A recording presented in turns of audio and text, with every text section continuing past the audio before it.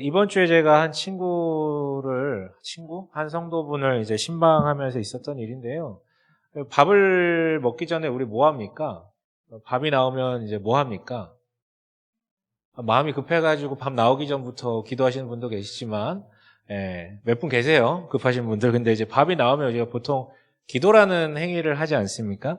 그래서 이렇게 와서 이제 밥이 나왔길래 기도를 했어요. 근데 기도를 하고 눈을 뜨면서 문득 내 앞에 있는 이 친구가 예수를 믿은 지 예수를 영접한 지 얼마 안 되는 친구인 것이 이제 생각이 났어요. 그래서 물어봤거든요. 당신은 모태신앙도 아니고 예수 믿은 지 얼마 안 됐는데 이렇게 밥 먹기 전에 기도하는 게 어떻게 다가오느냐, 좀 이상하지 않았느냐라고 물어봤더니 처음에 좀 이상하긴 했는데 다 같이 이렇게 모여서 함께 밥 먹는 자리들이 많은데 그렇게 옆에서 기도하는 모습들을 보다 보니까 그게 이상하지 않고 지금 좀 자연스러워졌다라고 얘기를 하더라고요. 근데 이제 그 장면을 보면서 문득 제가 나는 기도를 어떻게 시작했지라는 어떤 그 질문을 하게 됐어요. 여러분들 기도 어떻게 시작하게 됐나요? 여러분들 물어보고 싶어요. 여러분 기도 배워보신 적 있으세요? 기도를 배워보신 적이 있나요? 고개 혹시 화인 맞으셨습니까? 네. 고개 뭐 맞으셨나요? 푹 맞으셨나? 네. 아마 기도를 배워보신 적이 거의 없으실 거예요. 배워본 적이 없고 그냥 엄마 따라 아빠 따라 혹은 뭐 나중에 성인 돼서든 상관없이 교회라는 곳을 가봤는데 사람들이 기도하는 모습을 바라보고 그냥 따라했을 뿐이지 우리가 기도를 따로 배우진 않았었습니다. 근데 그래서 나는 어렸을 때 그러니까 처음에 기도할 때 생각해 보니까 꼭 이랬던 것 같아. 앞에서 선생님이 기도하자 그러면 이제 다들 눈 감죠. 그리고 두 손을 모읍니다. 누가 시키지 않아도 두 손을 모아요. 여러분들 요즘 두 손 모으고 기도하시는지 모르겠어요. 우리는 이미 다 되바라져가지고 더 이상 간절하지 않거든요. 손을 모으지 않습니다. 아무튼 두 손을 모으고 이렇게 눈을 감습니다. 기도를 시작하죠. 그러나 여러분 그 조그마한 애들이 무슨 어떻게 눈을 계속해서 감고 있겠습니까? 조금 쑤셔가지고 가만히 있을 수가 없잖아요. 그래서 눈을 뜨죠. 그랬더니 옆에 봤더니 또 자기처럼 눈 뜨고 있는 애 보면 키득키득하고 막 찌르고 막 이러면서 막 눈으로 막 싸우고 그러다가 이제 끝날 때 되면 다시 눈 감고 예수님 이름으로 기도했습니다. 아멘 하고 끝나는 것이죠. 그럼 꼭 우리 선생님 중에 율법주의적 신앙을 가지신 분들이 꼭 계시거든요. 그럼 딱 얘기합니다. 누구누구 기도할 때 눈 떴지? 선생님 다 봤어? 그러면 또 그 중에 또 짓궂은 친구들 꼭 얘기를 하죠. 선생님 어떻게 하셨어요? 선생님도 눈 떴구만! 막 이러면서, 그렇죠. 이러면서 이제 가만히 보면 아무도 기도에 집중하지 않은 주님을 바라보지 않고 그냥 그 기도라는 행위를 치러내버린 뭐 그런 어떤 일들이 참 많죠. 여기 계신 분들은 어린이는 안 계세요. 그렇죠? 있으시면 손 들어주세요. 안 계시죠? 다들 성인이에요. 얼굴만 사둔 게 아니잖아요, 우리가. 실제로 성인이잖아요. 그렇죠? 근데 여러분 요즘 여러분의 기도는 어떠십니까? 우린 더 이상 애들처럼 눈을 뜨거나 타인의 어떤 키득키득함을 신경 쓰지 않아도 되는 나이가 돼버렸거든요.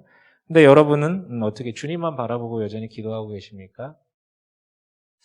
솔직히 얘기하면 기도를 안 하는 경우들도 참 많고요. 기도를 하는데 여전히 내 주변에 있는 사람들의 시선을 의식하면서 기도하는 경우가 많습니다. 여러분 어떠세요? 방금 전에도 찬양 마치고 제가 올라오기 전에 기도하는 자리가 있었잖아요. 그때 정말로 주님께 집중하면서 주님만 바라보며 기도하셨나요? 나도 모르게 내 옆에 있는 사람들을 의식하면서 목소리의 높낮이와 표현과 어떻게 하면 잘하는 것이지라는 생각을 조금이라도 떠올리면서 기도를 하셨나요? 물론 여러분 조금씩 의식하게 되겠죠. 그런데 골방에 들어가서 나 홀로 있는 곳에 가면은 타인의 시선을 의식하지 않기 때문에 조금 더 나은 것 같아요. 근데 여러분 골방에 들어가면 좀 괜찮으신가요? 남의 시선을 의식하지 않는데 되게 웃긴 게 뭔지 아세요? 자기의 시선을 의식합니다, 사람이요. 나의 지금 이 표현은 하나님 앞에 참 괜찮은 표현인가? 옳은가? 뭐 이런 것들 있잖아요. 역시나 남들이 있든 아니면 남들이 없든 상관없이 나는 기도를 잘 하고 있는가라는 질문 앞에 기도를 막 만져간다라는 것이죠. 여러분 지난 6주간 저는 일과 소명이라는 타이틀로 여러분들과 메시지를 나누었었는데요. 근데 좀 재밌지 않나요? 다른 일도 아니라 하나님을 바라보고 하나님과 대화한다라는 그 기도 자리에서조차 우리는 주님만 바라보고 주님께만 초점을 맞춰서 일하지 못하는데 도대체 우리가 우리의 일터에서 심지어 하나님이 없는 것처럼 느껴지는 그 일터에서 하나님만 바라보고 어떻게 일할 수 있을까요? 오늘 그 이야기를 하고 싶어요. 일과 소명의 시리즈는 마쳤지만 오늘은 좀 에필로그처럼 나누고 싶은데요. 도대체 거두절미하고 소명으로서 일하는 것의 핵심은 무엇인지 그리고 도대체 소명을 완성한다는 건 무엇인지. 네, 밖에서 뭘 많이 파시나 봐요. 네. 예, 좋습니다. 네, 여러분, 우리 본문 보셨지만 예수님은 대부분의 시간들 동안 그 사역에 들어가신 이후로부터 계속해서 순회 사역을 하셨습니다. 주로는 이스라엘 가나안 땅 북부에 있는 갈릴리 지역을 주로 순회하셨고, 때때로 이제 남쪽 유대 땅에도 내려오셨지만 핵심은 순회하셨다라는 거예요.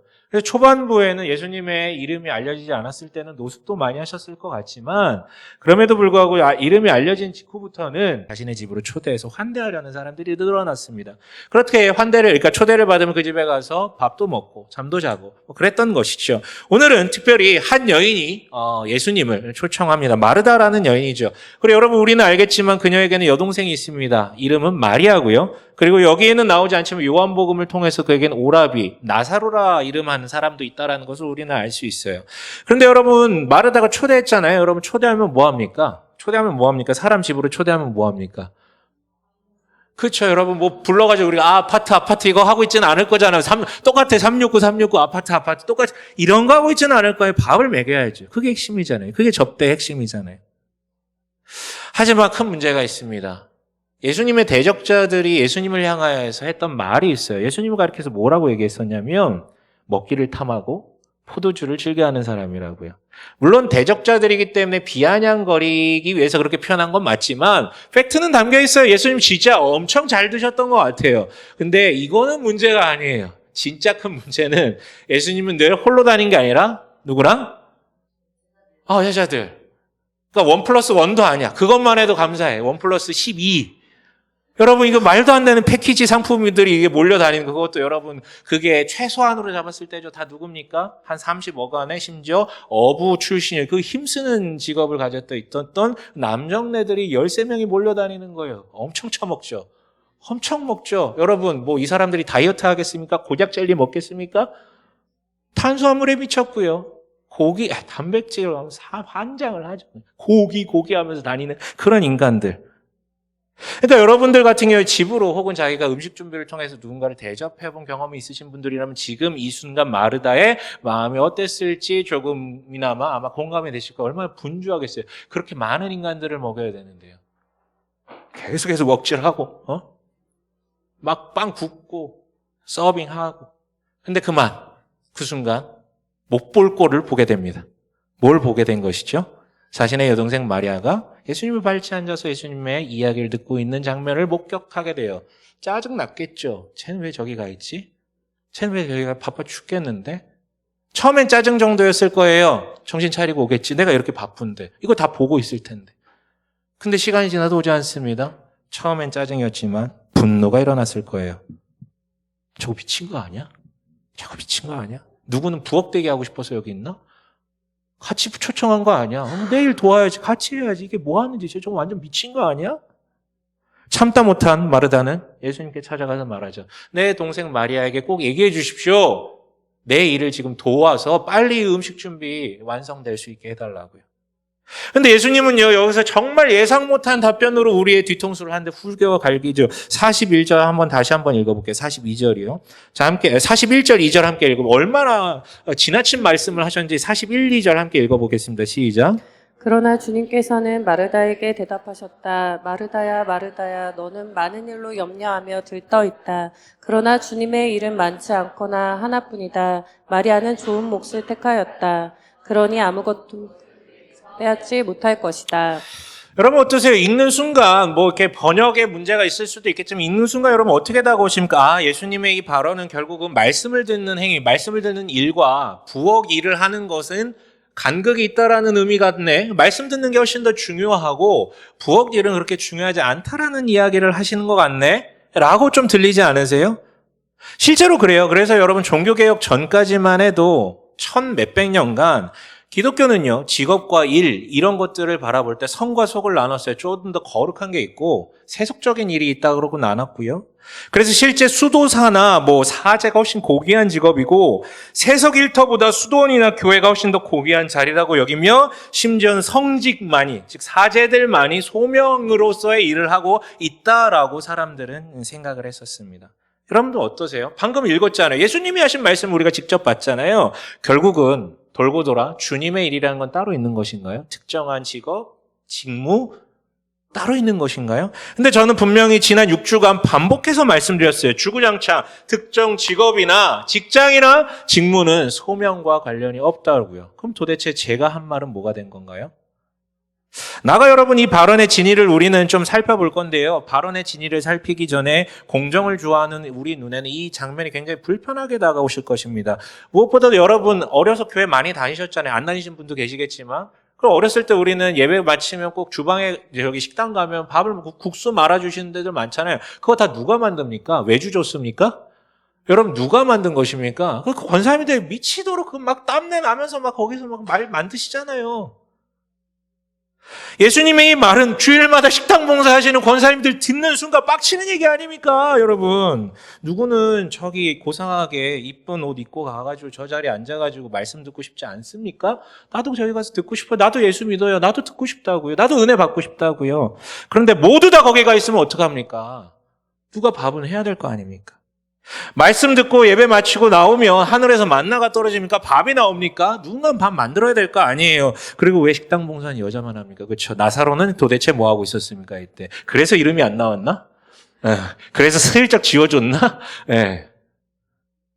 이상한 거 투성이죠. 100번 양보해서 말씀을 듣는 게 더 중요하다까지 얘기하신 거면 이제 받아들일 수 있을 것 같아요. 그런데 마르다를 향해 왜 염려하냐? 왜 들떠있냐라고 하신 것은 좀 너무한 것 같아요. 그렇지 않습니까? 결국은 예수님도 배 한번 쫄쫄 굶어봐야 아이고 야 네 일도 너무 귀하다. 야 내가 잘못했다. 야 이렇게 나올 것 같나요? 한번 굶어봐야지 정신 차리시나? 그렇다면 여러분 도대체 예수께서 마르다에게 했던 이 발언의 진짜 의미는 뭘까요? 여러분 이 본문만 봐서 우리가 정확하게 알 수 없을 때는 늘 성경 해석할 때는 앞뒤 본문 그 맥락을 우리가 살펴볼 필요가 있거든요. 그리고 거기에 단서가 있는 것 같아요. 오늘 본문 바로 앞에는 어떤 사연이 나오냐면 여러분 다 너무 잘 아신 선한 사마리아인의 비유가 등장합니다. 어떻게 시작됩니까? 율법을 굉장히 잘 지키던 한 율법 교사가 예수님을 찾아서 묻죠. 내가 무엇을 해야, 그러니까 무슨 일을 해야, 어떤 일을 해야 난 영생을 얻을 수 있습니까? 라고 묻자 예수님께서 하나님께서 주신 이 말씀 율법에는 무슨 일을 하라고 써 있느냐? 그랬더니 대답합니다. 그 모든 율법을 다 말할 수 없기 때문에 율법의 정수이자 요약인 한 문장으로 하나님을 사랑하고 너의 이웃을 너의 몸과 같이 사랑하라 라고 대답을 하죠. 그렇죠? 예수님께서 간단하게 그럼 너 그렇게 살아라 라고 얘기하십니다. 일단락 됐죠? 근데 이 사람은 떠나지 않고요. 이어서 또 질문하죠. 그럼 내 이웃이 누굽니까? 도대체 내가 사랑해야 될 그 이웃이 누구입니까? 그러자 여기에 대해서 비유를 들어서 설명해 주신 게 바로 그 선한 사마리아인의 비유잖아요. 이야기 다 아시겠지만 그래도 잘 모르시는 분들을 위해서 간단하게 얘기하면 한 유대인이요 여행을 하다가 강도 만나서 죽게 됐습니다. 그때 살려달라고 외치죠. 근데 첫 번째 사람을 만나게 됩니다. 저기서 제사장이 와요. 제사장 아시잖아요. 굉장히 고귀한 직분이자 하나님을 섬기는 일을 하는 그 제사장이 그 소리를 듣습니다. 하지만 무시하고 지나가죠. 왜 무시했는지는 기록되어 있지 않지만 무시하고 지나갑니다. 이유는 있었을 거예요. 자기도 해를 당할까 봐 혹은 자기가 제사를 집전해야 되는데 시체나 이런 걸 만지면 부정타거든요. 그랬을 수 있어요. 지나갑니다. 두 번째는 레위인이 찾아옵니다. 레위인은 제사장의 어떻게 보면 미니미 같은 존재들이에요. 비슷한 일을 하는 사람들입니다. 그러나 그를 외면하죠. 근데 마지막으로 사마리아인이 지나갑니다. 사마리아인이 누구냐면 유대인들이 가장 개돼지만도 못, 역사적, 문화적 그리고 종교적 이유로 인해서 개돼지만도 못하게 보는 그런 존재였거든요. 근데 그 사람이 그 부름을 듣고 와가지고 그를 살리죠. 그리고 그가 치유될 때까지의 모든 것을 지원합니다. 어마어마한 도움을 베풀어 주었죠. 이렇게 비유를 마치시고 그 사람한테 묻습니다. 네 생각에 이 세 사람 중에 누가 이웃된 강도 만난 자의 이웃이었느냐라고 묻죠. 그 사람은요 차마 자기 입으로 사마리아인이라고 부를 수 없어가지고 자비를 베푼 자인입니다라고 하고 마무리됩니다. 여러분 이 비유를 통한 예수님의 핵심적 메시지는 무엇이었습니까? 이거 제가 한 두어 번 말씀드렸을걸요. 뭐냐면 내 이웃이 누구냐고 묻는 그것 자체, 그 본세 자체가 이미 글러먹었다라는 것이죠. 네 이웃이 아닌 자는 없다라는 거예요. 근데 모든 인간은 나의 이웃인 자와 이웃이 아닌 자를 구별해놓고 사랑하려다 보니까 이런 문제들이 발생했다라는 메시지를 우리한테 주시는 것이죠. 모두가 다 너의 이웃이라는 것입니다. 하지만 동시에 우리는 핵심은 아니지만 이 사마리아인의 비유를 통하여서 일과 관련된 메시지를 하나 얻어낼 수 있어요. 여러분, 이 비유에 나온 제사장 잘 떠올려 보십시오. 지금 저와 같이 목사처럼 예배를 집전하는 일을 주관하는 자입니다. 하나님을 사랑하는 그 일을 주도하는 자예요. 동시에 그렇게 제사를 드려줌으로 인하여서 거기에 참여한 백성들이 하나님을 사랑할 수 있게 돕는, 즉 이웃을 사랑하는 역할까지도 감당하는 것이죠.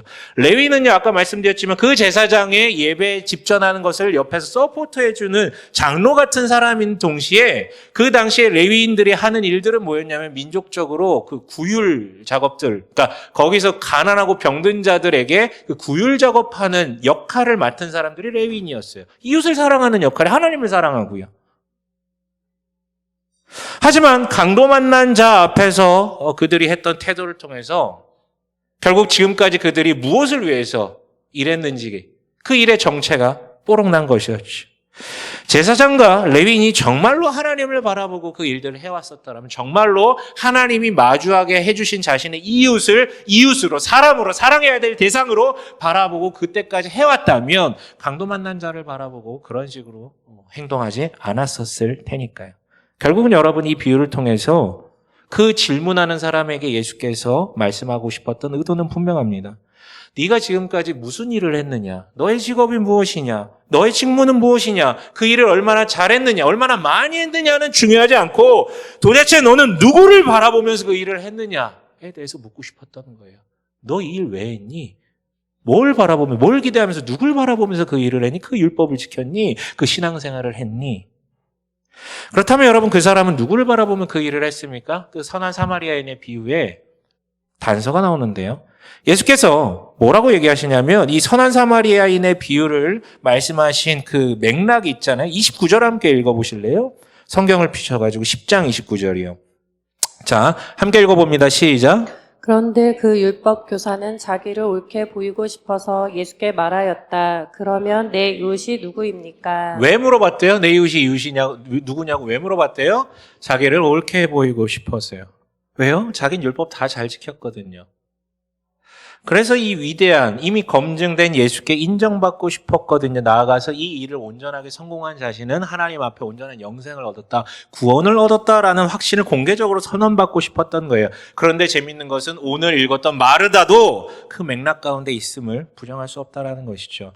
물론 여러분, 주방일은 직접적인 율법 수행은 아닙니다. 하지만 그에 준하는 선행이죠. 섬기기 위해서 한 것이니까요. 그리고 이 순간 마르다 역시 마찬가지로 자기를 옳게 보이려고 율법 지킨 자의 마음과 동일한 선상에서 지금 이 일을 하고 있습니다. 왜냐고요? 제가 폄하하는 것이 아닙니다. 명백한 증거가 있습니다. 여러분, 빡쳤어요. 일이 진행이 안 돼요. 그때 마르다는 누굴 찾아갑니까? 누굴 찾아가서 호소합니까? 예수님을 찾아가죠. 여러분, 정말로 이 섬김의 일이 잘 되길 원하는, 그래서 이 섬김을 통해서 저 예수님과 제자들이 풍성하게 먹기를 정말로 목적이 그거였다면 누굴 찾아가는 게 맞습니까? 마리아를 찾아가야죠. 마리아의 귀에 대고 얘기하죠. 미쳤어? 뒤질래?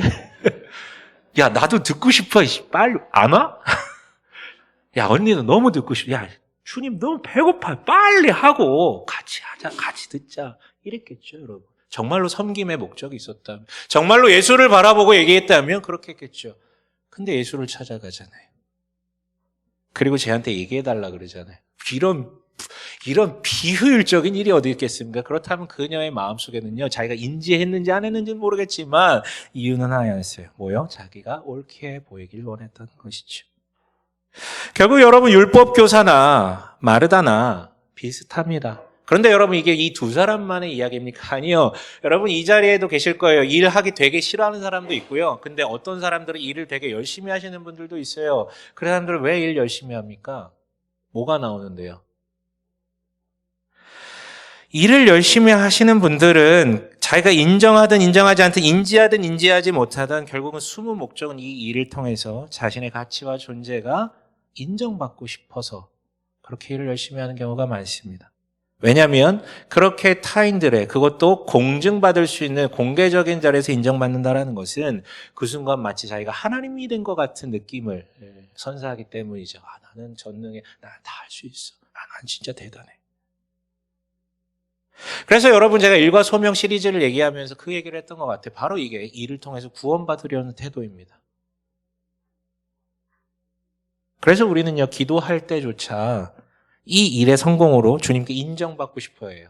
기도할 때 주님을 바라보면 주님께 말하는 게 아니라 이 일을 성공시킴으로 주님의 인정을 받고 싶은 욕구가 더 크다라는 것이죠. 여러분, 누가는요, 이 누가복음의 저자 누가는요, 성과 속의 개념으로 마리아와 마르다를 대조시킨 적이 없습니다. 마리아가 말씀을 듣는 일은 율법을 기준으로 하나님을 사랑하는 일을 상징한다면, 마르다가 지금 주방 일을 통해서 이들을 먹이기 위해서 환대하고 초대하고 접대하는 모든 행위는 이웃을 사랑하기 위한 일이라고 볼 수 있어요. 이건 여러분 대조가 아닙니다. 성과 속도 아니에요. 다 귀한 일이에요. 다만 이 본문을 읽는 우리가 이미 말씀을 듣는 일은 성스럽고 주방 일은 그냥 속되다라고 판단을 한 채로 이 본문을 보니까 그렇게 읽어 내려가는 것이죠. 누가는 그렇게 기록하지 않았습니다. 그래서 여러분 다시 말하지만 예수께서 더 좋다라고 말씀하신 그 판단하신 기준은 직업이 무엇이냐, 무슨 일을 하느냐가 아니에요. 단언컨대 너는 누구를 바라보면서 그 일을 했느냐에 대한 이야기죠. 그렇다면 여러분, 이 좋은 편을 선택한 마리아는 지금 누굴 바라보면서 일하고 있습니까? 단순하죠. 주님을 바라보면서 주님의 말씀을 듣는 일을 합니다. 이거 너무 단순한가요? 당연한가요? 아니에요, 여러분. 물어보십시오. 당신 자신에게 물어보십시오. 여러분, 이 자리에 왜 오셨습니까? 주님 말씀 듣기 위해서 오지 않으셨습니까? 근데 여러분, 이 설교를, 이 메시지를 들으시면서 정말로 주님만을 바라보며 몰입하고 계십니까? 정말 그러세요? 단 한순간도 흐트러지지 않은 채 계속 집중하셨어요? 스마트폰에 띄어 있는 그 메시지, 혹은 이따 있을 만남이나 내일 있을 과업들, 혹은 내 장래에 대해서 지금 고민하면서 거기에 집중하고 계시지 않습니까? 주님께 기도하는데 내가 원하는 것만 주구장창 먼저 얘기하고 있다면 그건 주님을 바라보고 있는 게 아니죠? 사역자들은 다를 것 같습니까? 여기 계시고, 저도 사역자고 여기 계시지만, 사역자들은 여기가 일터이기 때문에 주님만 바라본다고 하니, 그 다음에 뭘 해야 되지? 뭐가 빵꾸난 게 없나? 그거 보고 있습니다. 저는 뭘 바라볼까요? 주님만 바라보고 싶죠. 그런데 이 순간 이 자리에 나오지 않은, 왜 나와야 되는데 안 나왔지? 그 사람이 먼저 내 눈에 보여요. 정말이에요.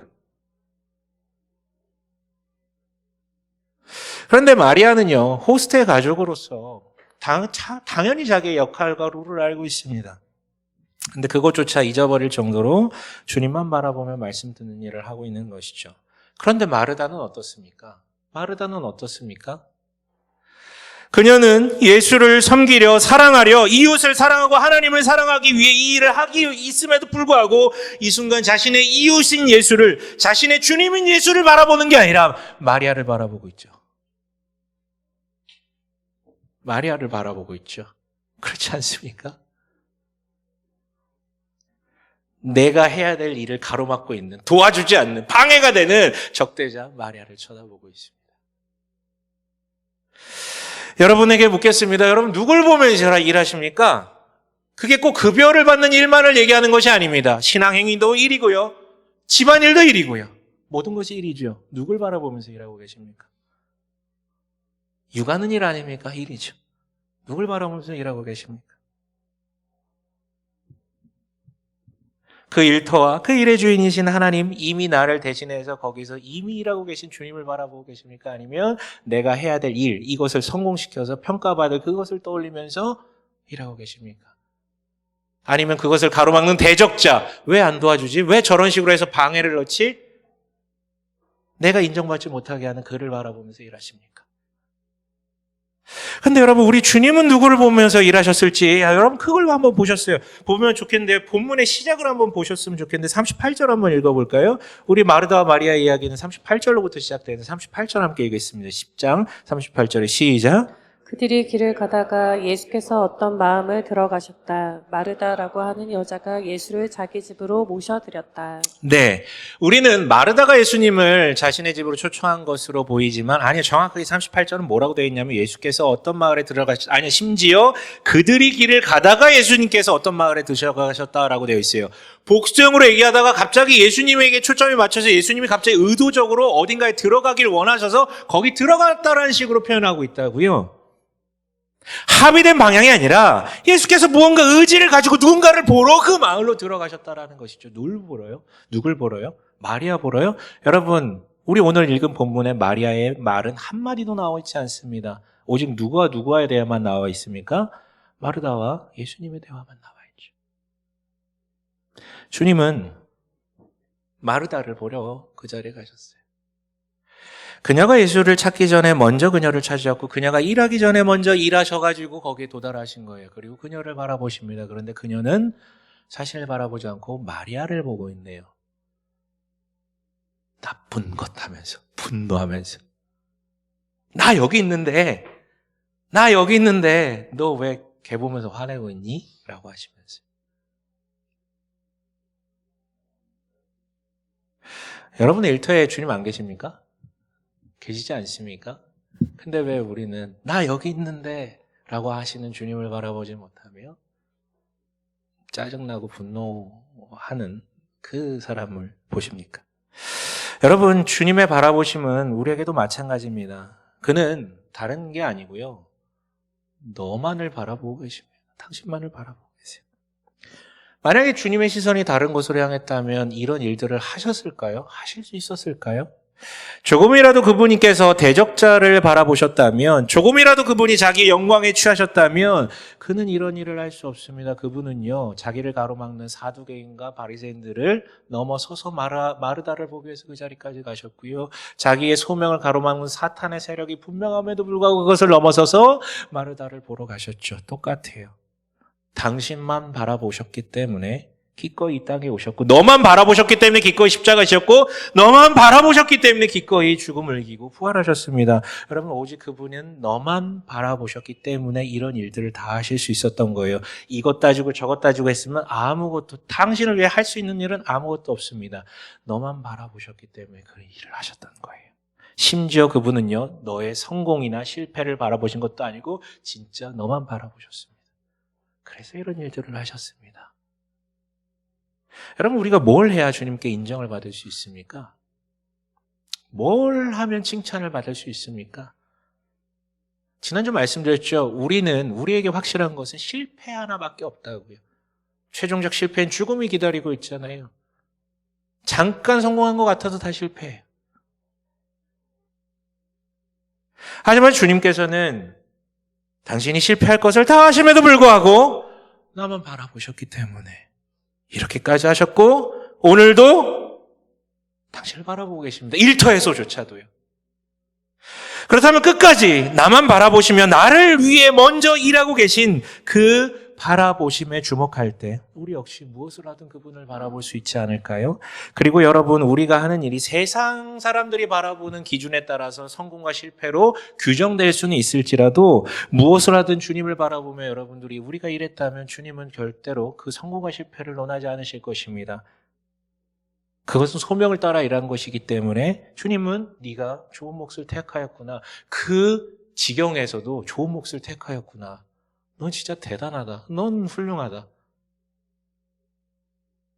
아무도 너에게서 그 좋은 것을 빼앗지 못할 것이다. 그리고 나와 함께 영원토록 그 좋은 것을 누리자. 내가 너를 바라봐주는 그거. 그렇게 선언하실 것입니다. 말씀을 마칠게요. 주님을 바라보며 일하십시오. 그러나 쉽지 않죠. 그래서 권면드리겠습니다. 아까 맥락 얘기했잖아요. 본문을 이야기하려면 앞뒤 맥락을 활용하려고요. 앞에는 선한 사마리아인의 비유가 나왔다면 누가복음은 오늘 마르다와 마리아 이야기 뒤에 무슨 얘기를 하고 있습니까?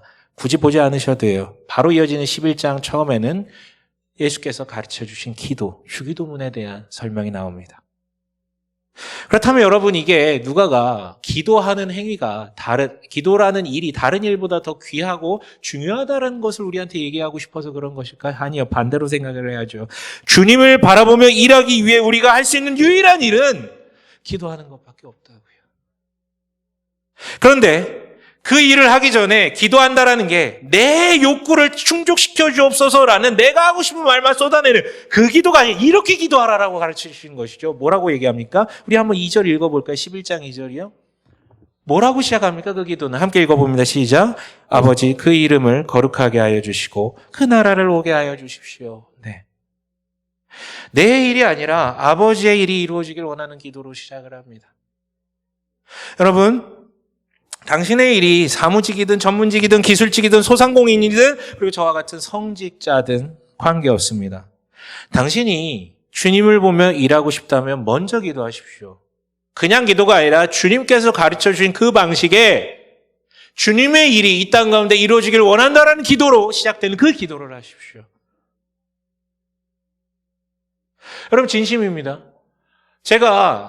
저희 교회는 양육을 되게 중요하게 생각해요. 여러분 등록하실 때 다 그 얘기하셨어요. 우리 교회는 두 가지 중요하게 생각하는데 그 중에 가장 중요한 건 양육이라고요. 성장해야 되니까요.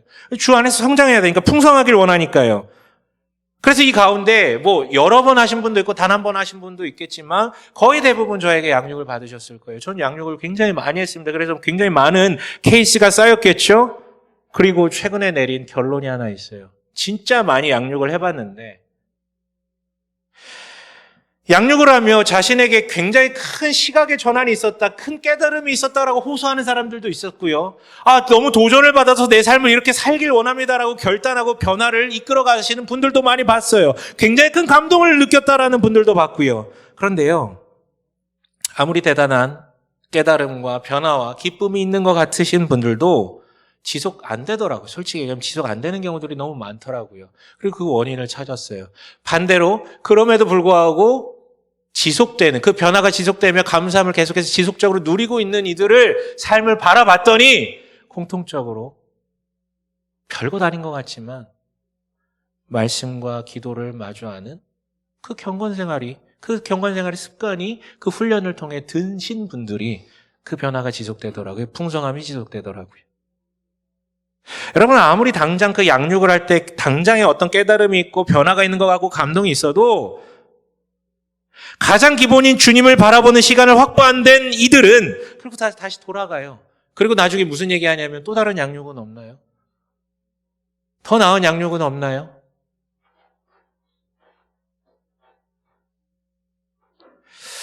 여러분, 오늘 설교의 제목은 소명을 완성하다입니다. 근데 여러분, 이거는 낚시였습니다. 노골적으로 얘기할게요. 그딴 건 없습니다. 소명을 어떻게 완성합니까? 우리가. 완성 없어요. 그냥 방향만 바라보고 따라가는 거예요. 단 갈 수 있는 만큼만 가는 겁니다. 나머지는 주님께서 모든 과업을 완성시키실 것이니까요. 그럼에도 불구하고 우리가 그 주님을 바라보며 오늘 일해 나간다면 오늘만큼은 그 소명을 완성시키고 있다라고 얘기할 수 있는 정도인 것이죠. 여러분, 6주간 일과 소명이라는 타이틀로 제가 쭉 내어왔지만 마지막으로 부탁드립니다. 소명이라는 단어를 여러분 머릿속에서 지워버리십시오. 잊어버리세요. 그런 거대 담론들, 눈에 잡히지도 않는 뜨뜻미지근한 거 다 지워버리세요. 제가 부탁드리고 싶은 건 그거면 소명 잊어버리세요. 단 최소한 오늘 주님만 바라보고 나서 일한다면, 주님을 바라보면서 일한다면 당신은 자신도 모르는 새 소명을 따라 일하고 오늘 그 소명을 완성하고 있는 것이니까요. 부디 여러분의 일터, 그 일을 통해 그 소명을 따라가며 주님만 바라보며 그 풍성함을 누리시며 살아가는 여러분 되시길 주님의 이름으로 간절히 축원합니다. 아멘.